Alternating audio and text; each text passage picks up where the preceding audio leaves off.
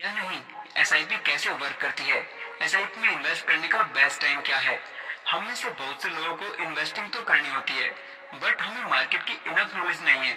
हमारे पास टाइम भी कम है, हम अपने इमोशंस को कंट्रोल नहीं कर पाते और अक्सर गलत डिसीजंस ले लेते हैं। तो एसआईपी आपके लिए बेस्ट ऑप्शन है। एसआईपी का फुल फॉर्म होता है सिस्टमैटिक इन्वेस्टमेंट प्लान। इसमें इन्वेस्टमेंट के लिए आपको ज्यादा मार्केट को समझने की जरूरत नहीं है और न ही इसके लिए समय की जरूरत है। इस वीडियो के बाद आपके पास एसआईपी की कंप्लीट नॉलेज होगी। तो आइए एसआईपी और म्यूचुअल फंड के सारे सवालों का जवाब एक एक करके जानते हैं। एसआईपी क्या है?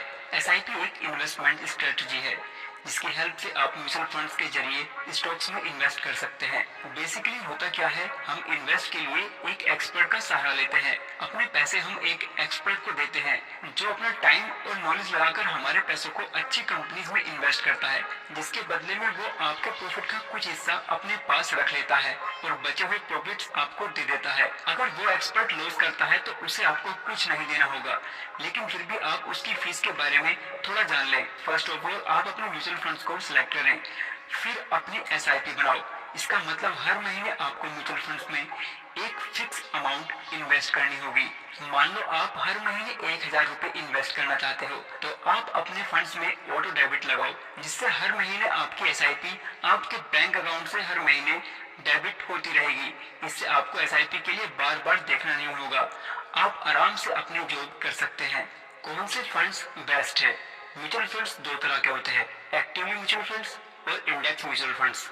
एक्टिवली म्यूचुअल फंड्स में एक एक्सपर्ट लगातार मार्केट के मूवमेंट के हिसाब से इन्वेस्ट करता रहता है। दूसरी तरफ आप इंडेक्स म्यूचुअल फंड्स में पैसा लगाकर भूल जाते हैं और 10 से 15 सालों के बाद निकालते हैं। इस फंड में आप देश की टॉप 50 कंपनीज में इन्वेस्ट करते हो। आप ये एज्यूम करके चलते हो कि किसी भी देश की टॉप 50 कंपनीज किसी भी कंडीशंस में बेस्ट परफॉर्म करेंगी ही करेंगी। इंडिया के इंडेक्स फंड को निफ्टी 50 कहा जाता है।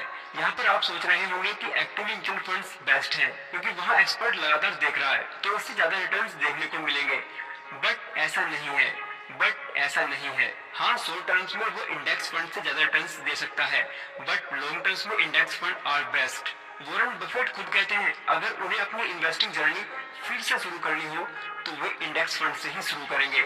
एक स्टडी में पाया गया कि पिछले 20 सालों में 85 active mutual funds index fund को बीट नहीं कर पाए। एसआईपी की हेल्प से आपको कितना रिटर्न मिल सकता है, आपको कितना रिटर्न मिलना है, ये 3 फैक्टर्स पर डिपेंड करता है। नंबर 1, आप कितने रुपए मार्केट में लगाते हो, जितना ज्यादा पैसा उतने ज्यादा रिटर्न। नंबर 2, आप कितने टाइम के लिए मार्केट में पैसा लगाते हो। अगर आप एक बार पैसा लगाकर 1-2 महीने में ही निकाल लेते हो तो आपके लॉस होने के चांसेस लगभग 95% है।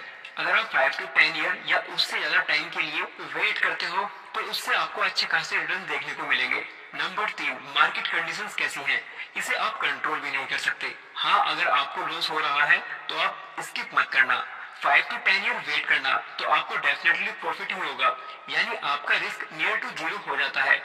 मोस्ट इम्पोर्टेंट, आपके रिटर्न्स आपके पेशेंस पर डिपेंड करते हैं। अपने फंड्स को विड्रॉल करने से पहले एग्जिट लॉक पीरियड चेक कर लें। फॉर एग्जांपल, इस फंड में अगर हम 1 साल से पहले फंड विड्रॉल करते हैं तो हमें एग्जिट लॉक प्लस 15% टैक्स अपने प्रॉफिट पर देना होगा, और अगर हम 1 साल के बाद एग्जिट करते हैं तो हमें कोई एग्जिट लॉक नहीं देना, सिर्फ अपने प्रॉफिट पर 10% देना होगा, वो भी जब प्रॉफिट 1 लाख से ज्यादा हो। म्यूचुअल फंड्स में आप दो तरह से इन्वेस्ट कर सकते हो, लमसम और एसआईपी। लमसम में आप एफडी की तरह एक बार में ही अपने पैसों को लगाकर छोड़ देते हो और एसआईपी में आप थोड़ी थोड़ी राशि हर महीने इन्वेस्ट करते रहते हो। अब सवाल आता है, लमसम करें या एसआईपी। मान लो आपके पास 10 लाख रुपए बैंक अकाउंट में पड़े हैं, तो भी क्या आपको 5000 रुपए की ही एसआईपी हर महीने करनी चाहिए? किसी भी डिसीजन पर पहुंचने से पहले थोड़ा जान लेते हैं। अगर किसी वजह से मार्केट अंडर वैल्यूड है, जैसे कि ईयर 2020 में लॉकडाउन के टाइम पर हुआ था, मार्केट अचानक क्रैश कर गई और बहुत ज्यादा अंडर वैल्यूड चली गई, तो उस टाइम पर लमसम करना बेस्ट स्ट्रेटजी थी। अब ऐसा टाइम कब आएगा ये कोई नहीं बता सकता, और अगर आप मार्केट के ओवर वैल्यूड होने पर इन्वेस्ट करते हो तो आपको लॉस ही होगा।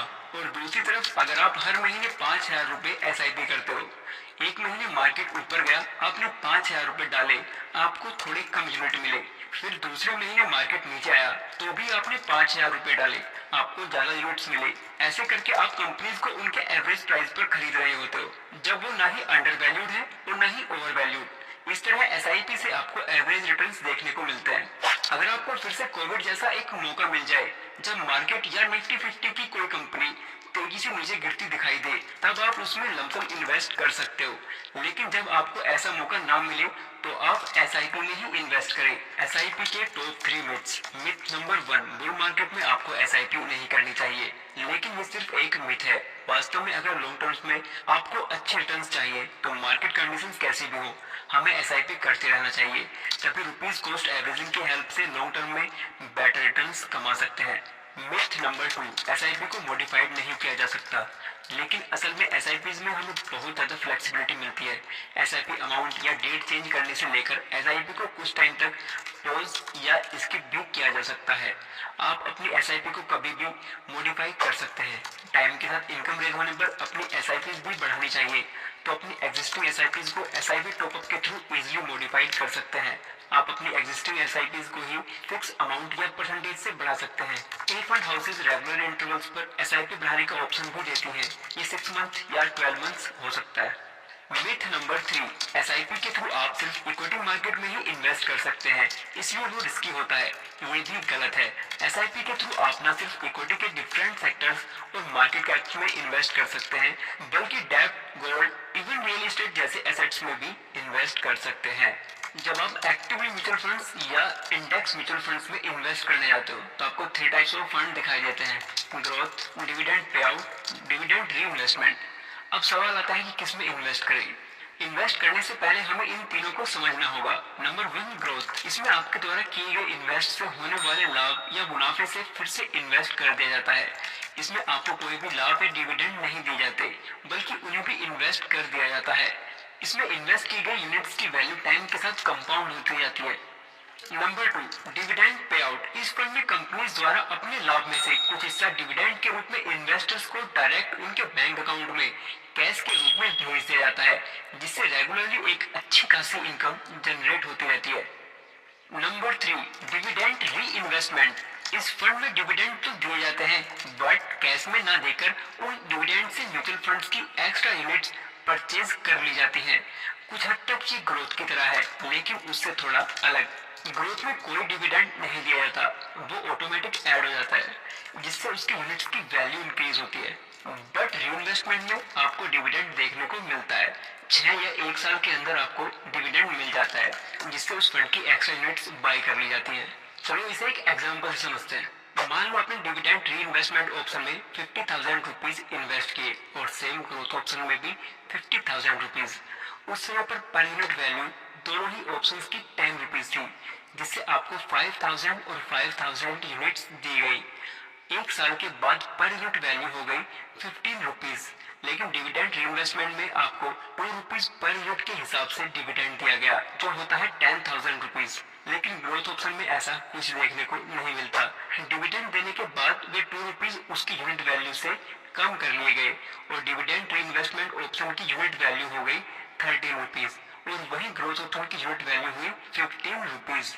डिविडेंड रीइन्वेस्टमेंट ऑप्शन की आपको 10,000 रुपीज के डिविडेंड की 769.27 यूनिट्स 13 यूनिट्स पर यूनिट के हिसाब से दे दी गई, जिससे आपकी टोटल यूनिट्स हुई 5,769.27 और वही ग्रोथ ऑप्शन की कुल 5,000 यानी सेम रही, जिससे आपकी डिविडेंड रीइन्वेस्टमेंट ऑप्शन की टोटल वैल्यू होती है 74,999.99 और वही ग्रोथ ऑप्शन की 75,000 यानी डिविडेंड रीइन्वेस्टमेंट ऑप्शन से 0.01 रुपीज एक्स्ट्रा, जो कुछ खास नहीं है लेकिन अंतर समझाने के लिए काफी है। ETF यानी एक्सचेंज ट्रेडेड फंड, इसके बारे में आपने सुना होगा। इस वीडियो में हम बात करेंगे ये होता क्या है, कैसे हम इसमें इन्वेस्ट कर सकते हैं और साथ ही इसके टाइप्स और एडवांटेजेस के बारे में भी समझेंगे और साथ ही साथ ये भी समझेंगे कि म्यूचुअल फंड से कैसे अलग है।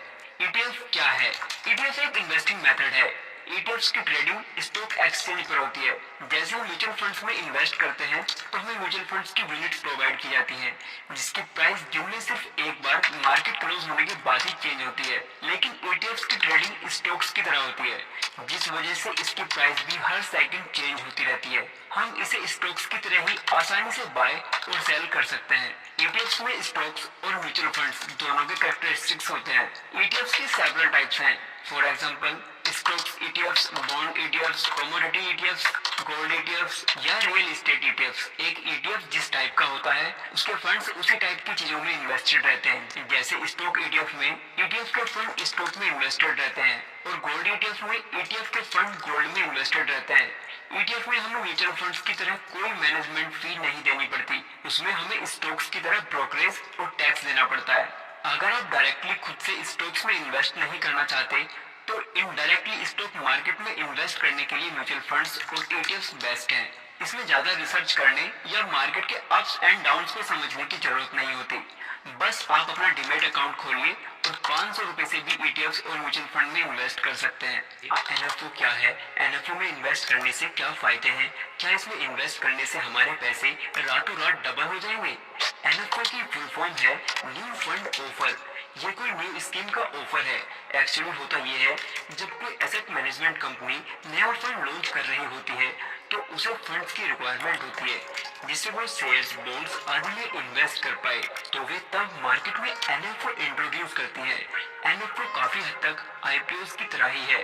जैसे कंपनीज आईपीओस के माध्यम से मार्केट से पैसे रेज करती है, ठीक वैसे ही इन्वेस्टमेंट फंड्स एनएफओ के माध्यम से पैसे रेज करते हैं। गाइस, चाहे किसी भी तरह की इन्वेस्टमेंट हो, हमारा मेन मकसद होता है प्रॉफिट कमाना।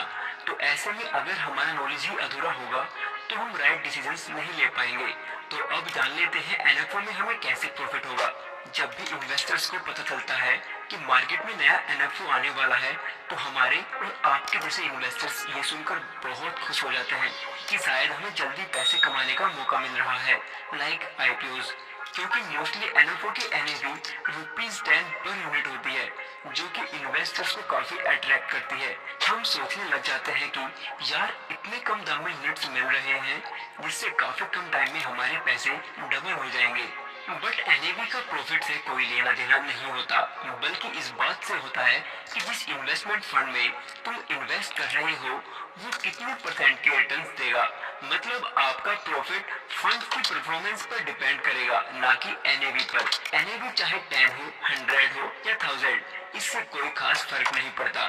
एनएएफ कोई रातों रात पैसे डबल करने वाली स्कीम नहीं है। जैसा कि मैंने एक्सप्लेन किया है, आपका प्रॉफिट एनएवी पर नहीं, परफॉर्मेंस पर डिपेंड करता है।